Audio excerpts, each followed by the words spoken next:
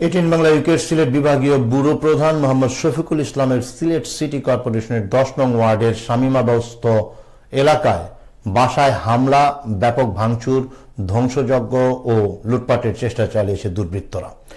বাসার কেয়ারটেকার জানান, গত 2রা এপ্রিল রাত 9টার দিকে দুষ্কৃতিকারী একটি চক্র বাসার সামনে এসে বাসার গেট ভেঙে ভেতরে প্রবেশের চেষ্টা করে। এ সময় দুষ্কৃতিকারীরা গেট ভাঙতে না পেরে বাসার সব জানালার গ্লাসে অবিরাম ইটপাটকেল ছুড়ে। সিসি ক্যামেরার ফুটেজে আরো দেখা যায়, সংঘবদ্ধ দুষ্কৃতী চক্রের মুখে মাস্ক ও মাথায় হেলমেট পরিহিত ছিল। সংঘবদ্ধ চক্রটি বাসার ব্যাপক ধ্বংসযজ্ঞ ও ক্ষতি সাধন করে। ঘটনার খবর পেয়ে বাসার মালিক সাংবাদিক মোহাম্মদ শফিকুল ইসলাম এসএমপি পুলিশের ঊর্ধ্বতন কর্তৃপক্ষকে বিষয়টি জানালে তৎক্ষণাৎ পুলিশ ঘটনাস্থল পরিদর্শন করে।